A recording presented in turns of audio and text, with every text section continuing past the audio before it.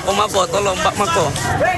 Dari PLN juga bisa di backup dulu dari PLN. Kebakaran hebat terjadi di pemukiman padat penduduk di Jalan Sultan Abdullah II, Kota Makassar, Sulawesi Selatan, Jumat dini hari. Puluhan unit rumah hangus dalam kebakaran tersebut. Pihak Damkar Kota Makassar mengerahkan puluhan unit mobil pemadam kebakaran. Kobaran api baru berhasil dipadamkan setelah 3 jam. Tidak ada korban jiwa dalam kebakaran ini dan jumlah kerugian material masih belum dapat dipastikan. Data awal menyebut jumlah rumah yang terbakar sebanyak 80 unit. Sekitar 80-an, 2 RT. Itu masih sementara. Iya. Kalau rumah yang terbakar itu memang rumah permanen kah atau semi permanen? Banyak rumah panggung. Rumah seperti apa ini nanti harapan tak sama pemerintah ini setelah banyaknya korban terbakar rumahnya? Ya secepatnya itu dikasih bantuan logistik dulu karena tahun itu mungkin pemadam yang lapar bagaimana. Penyebab kebakaran saat ini masih dalam penyelidikan oleh aparat kepolisian Polsek Talo, Kota Makassar, Sulawesi Selatan. Dari Makassar, Sulawesi Selatan, Muhammad Turbone, iNews melaporkan.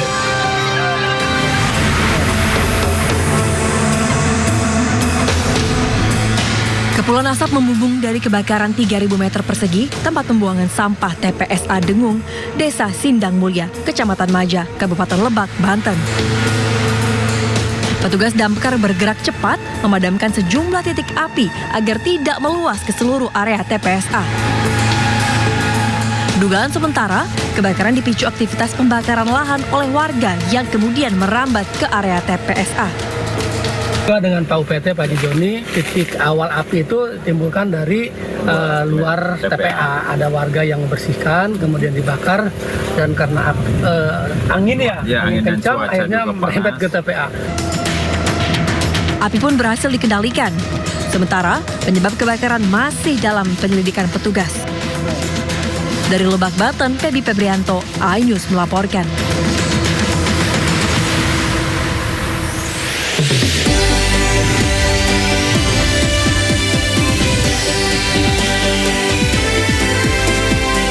Kejaksaan Agung menetapkan Nurman Herin menjadi tersangka di kasus tindak pidana pencucian uang mantan Jampitsus Febri Adriansyah.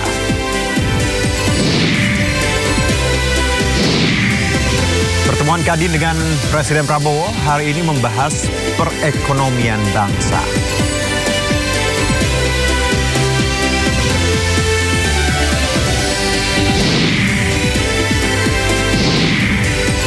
Sore ini, Timnas Indonesia akan melakoni laga kedua Grup A kontra Timor Leste di Chonburi Stadium.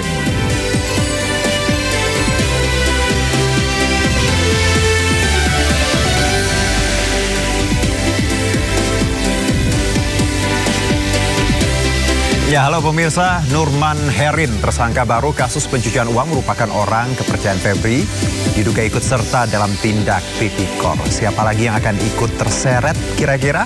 Bersama saya Herjino Syaputra, Anda menyaksikan Sindo Sore. Kita ke informasi yang pertama, pemirsa. Kejaksaan Agung menetapkan Nurman Herin menjadi tersangka di kasus tindak pidana pencucian uang mantan Jampitsus Febri Adriansyah. Nurman yang merupakan orang kepercayaan Febri diduga ikut serta dalam pencucian uang Febri.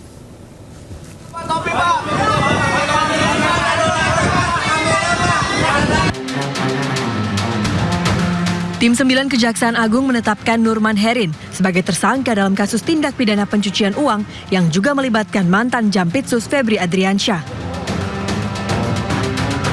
Nurman Herin menjadi tersangka setelah diduga ikut serta dalam kasus yang menyeret Febri. Nurman diketahui merupakan teman kuliah dan menjadi orang kepercayaan Febri saat menjabat Jampitsus. Nurman Herin akan ditahan di Rumah Tahanan Kejaksaan Negeri Jakarta Selatan untuk 20 hari ke depan. Dengan pertimbangan dua alat bukti,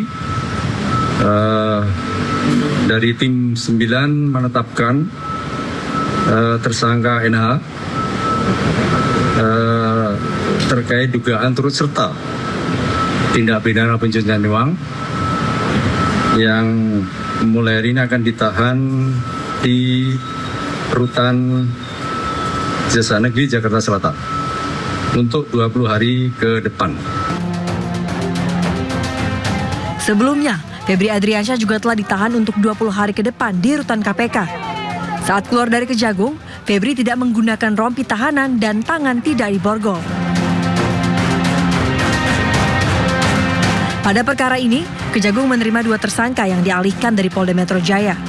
Don Rito dari pihak swasta dan mantan Jampitsus Kejagung Febri Adriansyah. Kejagung mengusut total 4 sprindik pelimpahan dari Polri. Terbaru, tim 9 menerbitkan sprindik baru terkait TPPU temuan emas 74 kg dan uang ratusan miliar rupiah di rumah Febri di Sentul. Sedangkan 3 sprindik lain adalah kasus dugaan korupsi Asabri, Krakatau Steel, dan pengadaan batubara PLTU yang sempat menyebabkan pemadaman listrik. Tim Liputan iNews melaporkan. Dan pemirsa, hari ini Kejaksaan Agung memanggil 10 orang saksi terkait kasus TPPU yang menjerat ex-Jampitsus Febri Adriansyah. Jaksa Agung Muda Bidang Pengawasan Rudi Margono membenarkan bahwa dari 10 nama tersebut termasuk diantaranya Tan Kian dan Ferry Hongkiriwang. Yang lain berapa, Pak? Totalnya hari ini nggak salah 10. 10. Nanti daftarnya tak share ke Kak Puspet. 10 itu bersama Tan Kian sama Ferry. Ferry Boboho itu, Pak. Iya. Ferry Hongkiriwang. Oh iya, Hongkiriwang. Oh iya. Masih ya. Makasih Pak Rudi. Siap, makasih Pak Rudi. Berarti pemeriksaan masih ya, Pak? Ya. Pemeriksaannya masih ya? Masih infonya. Saya baru datang diri. Nah, sebelumnya pemirsa, Kejaksaan Agung periksa 2 saksi kasus TPPU Febri Adriansyah. Dari 2 saksi tersebut, 1 orang tak penuhi panggilan. Jalan.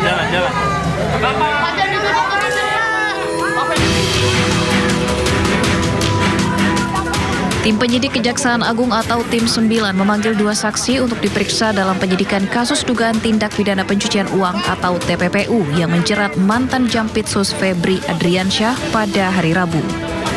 Namun hanya 1 saksi yang memenuhi panggilan penyidik. Dalam keterangan tertulisnya, Kejaksaan Agung menyebut pemanggilan 2 saksi dilakukan untuk kepentingan penyidikan berdasarkan surat perintah penyidikan kasus dugaan TPPU yang melibatkan Febri Adriansyah.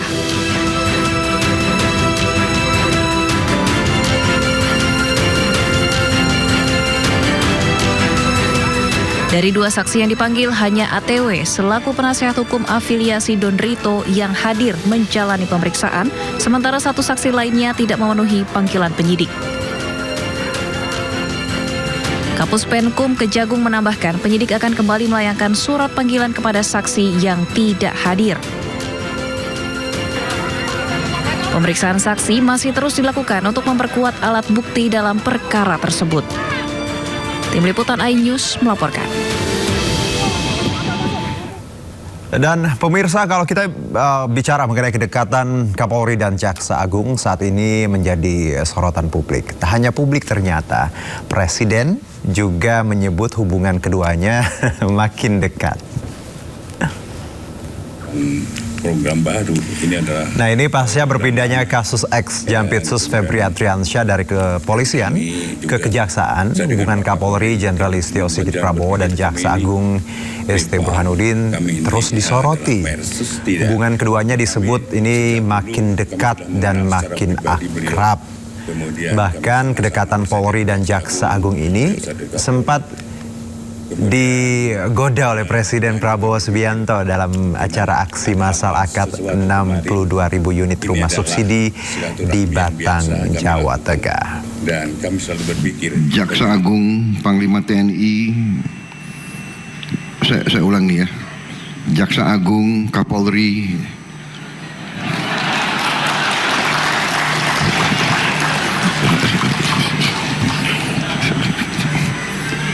selalu berdekatan. Baru Panglima TNI, Kepala Badan dan ya, kalau akrab boleh banget, asal tadi kebenaran ya, keadilan tetap ditegakkan ya Pak ya. Terima kasih semuanya. Kita lanjut. Nah, ini ke informasi berikutnya. Sidang pra-peradilan ketiga oleh Roy Suryo digelar di Pengadilan Negeri Jakarta Selatan hari ini.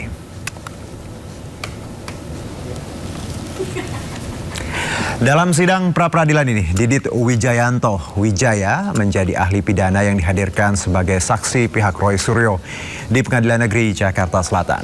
Sidang dipimpin Hakim Tunggal I Ketut Darapawan. Dalam kesaksiannya sebagai ahli, Didit menyebut putusan pra-peradilan yang menyatakan suatu upaya paksa tidak sah memiliki kekuatan hukum tetap dan menunjukkan adanya kesalahan prosedur dalam pelaksanaan kewenangan penyidik.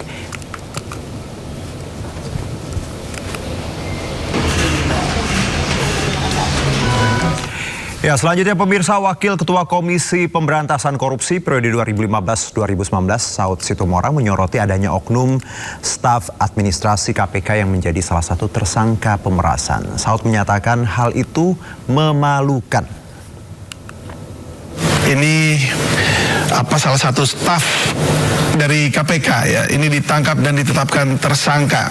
Sebelum saya nanya secara teknis mengenai akses, apa tanggapan Anda mengenai hal ini?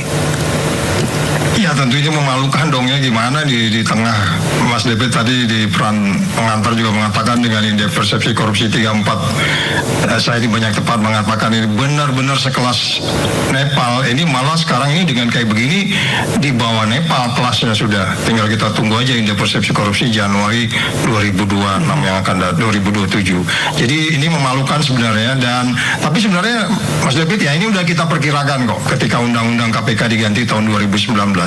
Kira-kira gitu Mas.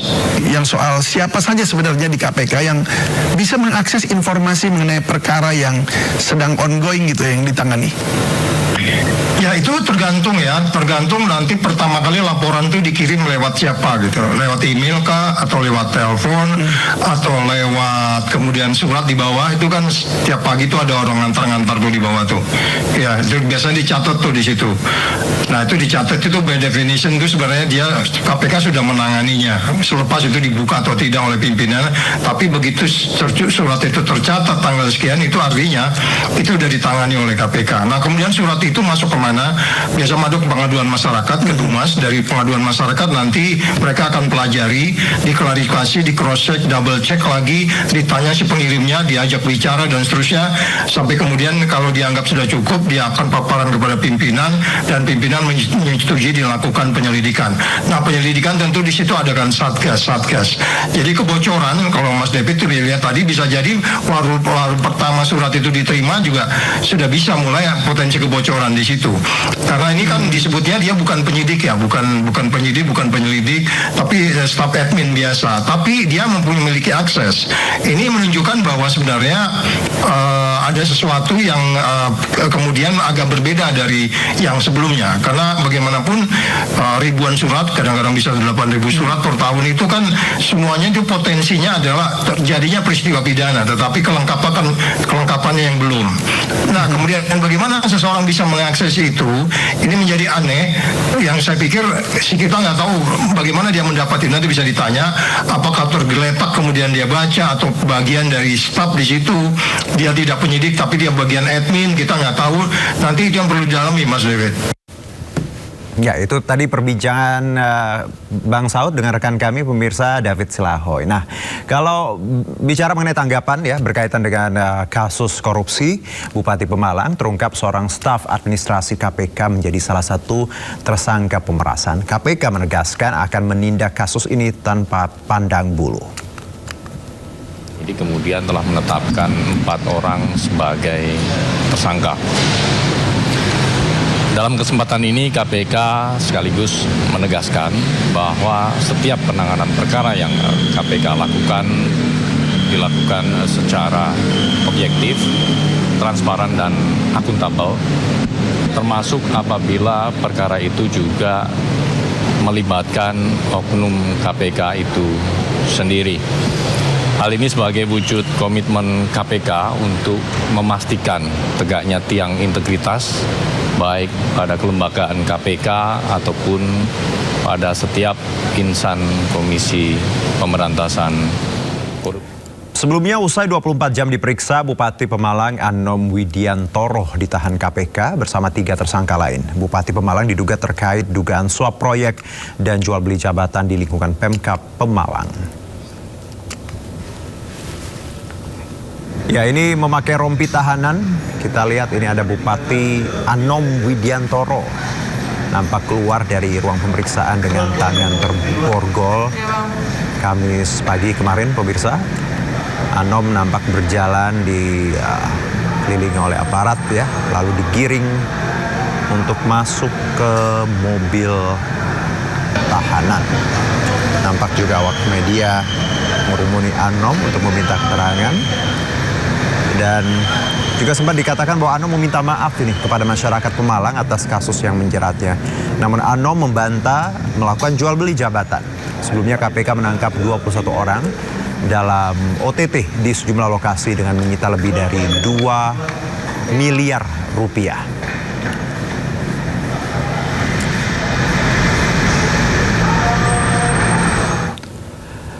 Sebelumnya KPK menggeledah dan menyegel 2 rumah serta kantor dinas PUPR Kabupaten Pemalang, Jawa Tengah.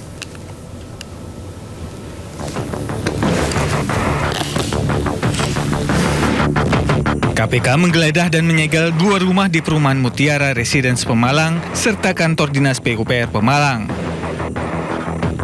Salah satu rumah yang disegel disebut milik seorang kontraktor berinisial O yang diduga kerabat Bupati Pemalang. Pasca OTT KPK, Pemkab Pemalang memastikan aktivitas pemerintahan dan pelayanan publik tetap berjalan normal. Pemkab Pemalang masih menunggu informasi resmi dari KPK. Pagi ini kita masih menunggu informasi yang lebih pasti begitu tentang peristiwa yang terjadi.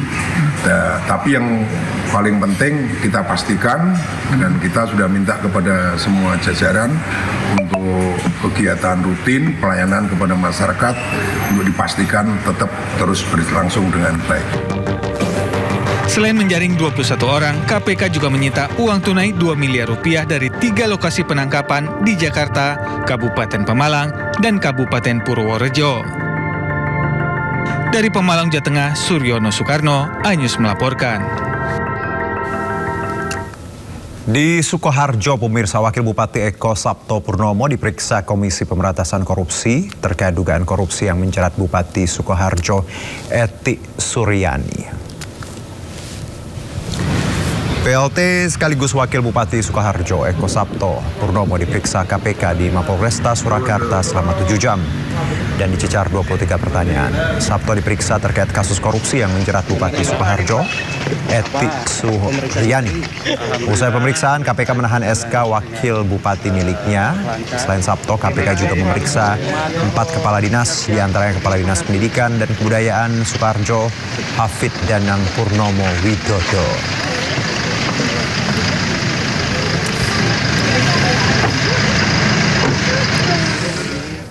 Nah, kita ke informasi berikutnya, pemirsa. Ini bukan liga sembarang liga. Kalau kita tahu ada Hyundai Asian Cup, nanti juga ada FIFA ASEAN. Nah, ini liga OTT KPK. Ini 12 kepala daerah bersaing ya untuk mendapatkan peringkat terbaik dari KPK, dan OTT KPK ini berkaitan dengan sejumlah persoalan hukum mulai dari pemerasan hingga dugaan korupsi. Seperti yang saya sebutkan tadi, ini sebenarnya dibikin sama teman saya ya, Mas Yudi Handoyo loh kemarin. Hebat banget, dia bikin liga OTT. Tapi sayangnya bukan liga sembarang liga, karena ibarat papan klasemen OTT KPK di 2026 ini sudah menyeret 12 kepala daerah, di mana Bupati nonaktif Pati Sudewo menjadi yang pertama. Oke, yang mengalami OTT dan tengah menjalani persidangan. Diikuti oleh Maidi, Fadia Rafiq, Fikri Tobari, Syamsul Aulia Rahman, Gatut Sunu Wibowo, hingga Edison.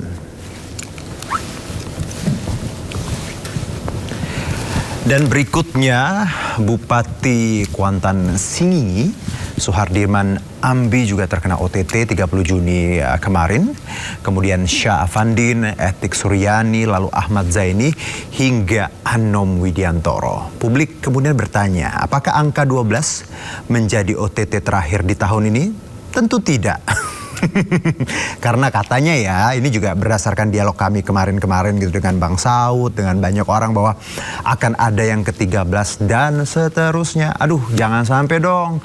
Harusnya kan ini jadi pelajaran ya, tidak berulang tiap tahun seperti itu. Tapi ya lagi-lagi, ternyata sudah di training, di retreat and everything, they did the same thing guys. So sorry for that. Nah, kita kembali ke informasi ini terkait kepolisian yang terus mendalami kejanggalan di balik meninggalnya Sutrimo, kepala rumah tangga ex Jampitsus Febri Adriansyah. Sementara keluarga Sutrimo di Banyumas, Jawa Tengah tidak akan menuntut pihak manapun terkait kematian orang dekat ex Jampitsus Febri Adriansyah tersebut.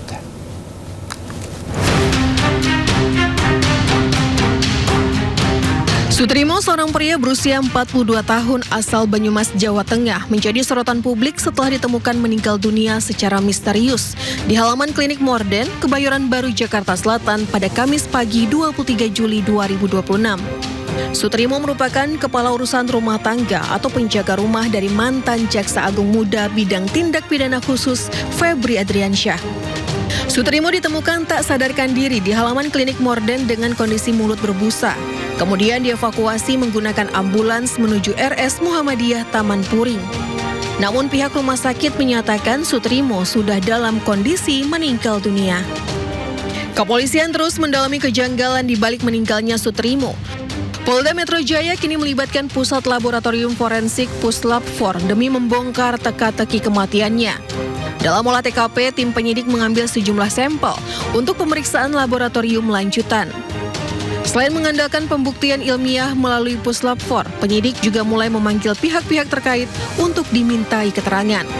Kepolisian saat ini telah memeriksa sejumlah saksi serta mengumpulkan berbagai petunjuk di lapangan yang berkaitan dengan peristiwa tersebut. Sementara itu, Kejaksaan Agung juga buka suara terkait kematian Sutrimo, kepala rumah tangga ex Jampitsus Febri Adriansyah. Kejagung menegaskan tidak ikut campur kasus kematian orang dekat Febri. Ini kan juga ada kabar bahwa ada meninggalnya kepala rumah tangga yang sempat bekerja di rumah Febri, yakni Sutrimo ini, Pak. Nah, ini apakah nantinya Febri juga akan diperiksa soal ini, dan apakah benar Sutrimo ini juga diantar ke rumah sakit dengan seorang jaksa yang bernama Febri Adrianto? Terima kasih. Sebelumnya kami mohon maaf, kami tidak menangani masalah tersebut, sehingga kita tidak memberikan komentar. Sementara keluarga Sutrimo di Banyumas, Jawa Tengah tidak akan menuntut pihak manapun terkait kematian orang dekat ex Jampitsus Febri Adriansyah tersebut. Keluarga ikhlas menerima dan menduga Sutrimo meninggal akibat penyakit diabetes yang dideritanya. Jenazah korban telah dimakamkan pihak keluarga di TPU Wilahar. Hingga saat ini penyebab pasti kematian Sutrimo belum diketahui. Proses penyelidikan pun sempat menghadapi tantangan lantaran pihak keluarga korban menolak dilakukannya tindakan autopsi terhadap jenazah. Tim Liputan iNews melaporkan. Nah pemirsa, kalau kita lihat memang ini juga menjadi perhatian kita dan Komisi 3 juga akan mengawal kasus ini, plus juga katanya akan membuka opsi ekshumasi tadi ya untuk otopsi kembali, tapi pihak keluarga ternyata menolak kalau kita dengar tadi dari paket berita. Nah lalu seperti apa sih sebenarnya perkembangan kasus kematian Karungga mantan Jampitsus Febri Adriansyah Sutrimo ini? Kita bergabung dengan rekan Amrina Rida ya, langsung dari Polda Metro Jaya. Amrina, kira-kira ada informasi apa? Karena kan kita tahu ini katanya Puslab-4 juga ikut, plus juga ada opsi ekshumasi. Ada hal apa lain?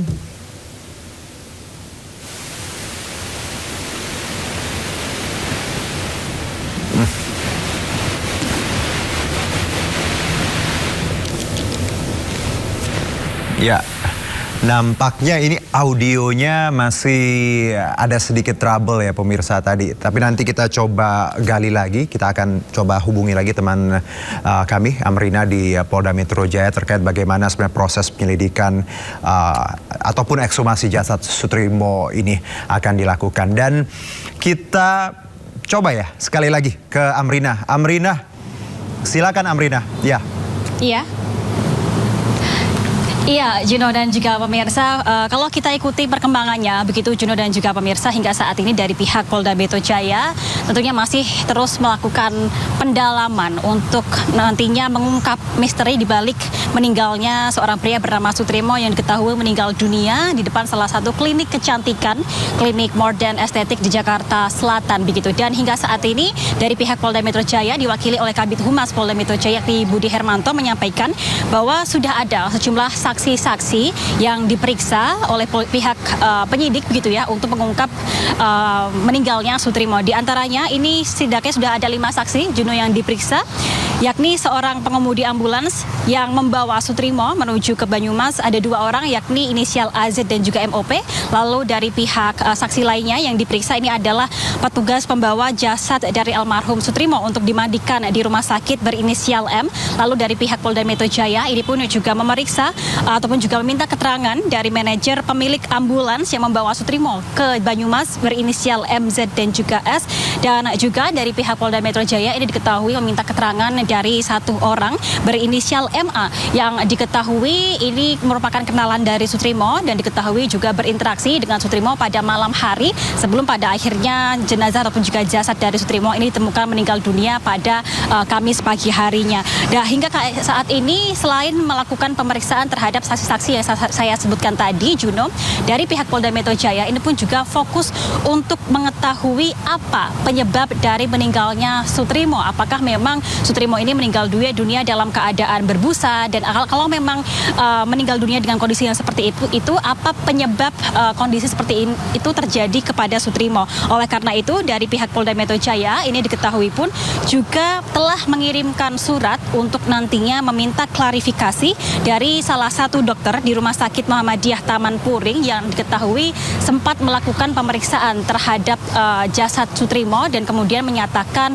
Sutrimo ini telah meninggal dunia ketika sampai di Rumah Sakit Muhammadiyah Taman Puring. Dan juga Juno dan juga pemirsa, kalau kita lihat juga pada hari Senin 27 Juli 2026 lalu dari pihak Polda Metro Jaya ini pun juga telah melakukan olah TKP. Nah, namun sayangnya memang hingga kini hasil dari olah TKP tersebut ini masih dalam pendalaman sehingga dari pihak Polda Metro Jaya ini belum mengungkapkan bagaimana hasil dan juga temuan-temuan di klinik Modern Estetik dari olah TKP yang dilakukan.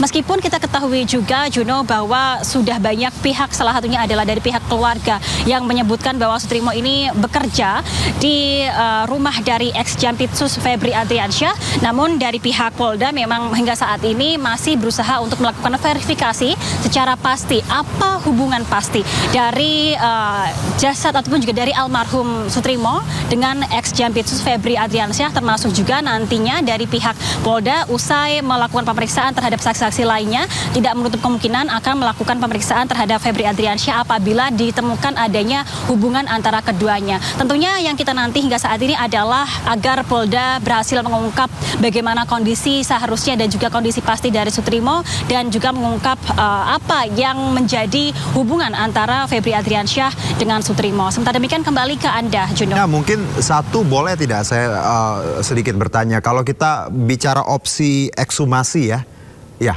ada opsi ekshumasi seperti itu, penggalian kembali jenazah untuk diotopsi seperti itu. Apakah kamu mendengar ini Amrina di lapangan ada opsi ini? Oh iya, Juno dan juga pemirsa, kalau berkaitan dengan opsi ekshumasi, ini sebenarnya pada saat hari H olah TKP, yakni 27 Juli 2026, dari pihak Polda Metro Jaya telah menyampaikan bahwa pihak Polda ini tidak menutup kemungkinan dan juga membuka probability untuk melakukan ekshumasi. Namun seperti kita ketahui bersama, dari pihak keluarga dari Sutrimo ini menyampaikan bahwa mereka telah mengikhlaskan dan juga menerima kondisi yang terjadi pada almarhum Sutrimo, hingga dari pihak keluarga ini menyampaikan beberapa waktu yang lalu bahwa mereka nampaknya tidak akan melakukan pelaporan ataupun juga pengaduan ke pihak Polda Metro Jaya. Hal inilah yang kemudian menjadi salah satu hal yang dipertimbangkan oleh pihak Polda Metro Jaya mengapa hingga saat ini ekshumasi ini nampaknya belum dilakukan. Namun seperti yang kita dengarkan bahwa dari pihak Polda Metro Jaya hingga saat ini masih dalam penyelidikan dan juga pendalaman, salah satunya adalah hasil olah TKP masih terus digali begitu begitu ya, termasuk juga penyebab kematiannya. Tidak menutup kemungkinan bahwa apabila nanti semuanya telah jelas dan juga proses penyelidikan pendalaman olah TKP ini telah selesai dilakukan, tidak menutup kemungkinan bahwa dari pihak Polda Metro Jaya juga akan melakukan ekshumasi ataupun juga otopsi terhadap jasad dari Sutrimo tersebut, Juno. Baik Amrina, ini agak janggal ya ketika keluarga menolak ya. Biasanya kan kalau kita ada anggota keluarga meninggal tidak wajar, biasanya ya kita terus mencari penyebabnya. Tapi tadi tidak menutup kemungkinan kalau polisi melihat ada banyak kejanggalan akan dilakukan ekshumasi. Amrina, terima kasih banyak atas informasinya ya. Selamat beraktivitas kembali, selamat lanjutkan liputannya. Sehat-sehat Amrina, terima kasih. Oke, kita ke informasi berikutnya pemirsa. Ini mungkin udah banyak dilihat di sosial media dan juga banyak ya platform-platform lain. Ini sempat viral bagaimana sebenarnya sejumlah mall dipasang pagar setinggi hampir 3 meter. Nah, ini muncul berbagai spekulasi publik terkait hal ini, termasuk dengan kondisi ekonomi maupun potensi aksi unjuk rasa.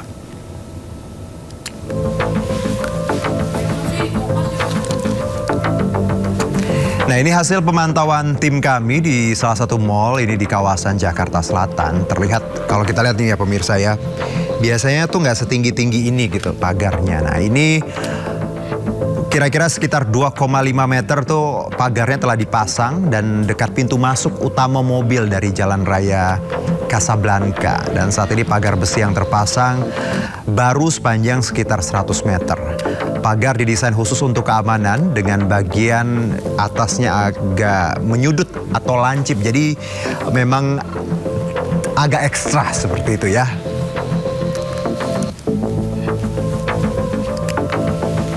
Kalau tadi nggak hanya di Jakarta pemirsa, di salah satu mall ya, di Bekasi juga ini memagari mallnya seperti yang nampak di kawasan Bekasi, Pekayon Jaya ya. Ini pagar besi cukup tinggi, memagari setiap sisi bangunan. Keterangan dari pengembang, ini pemasangan merupakan bagian dari peningkatan fasilitas keamanan dan permajaan aset perusahaan.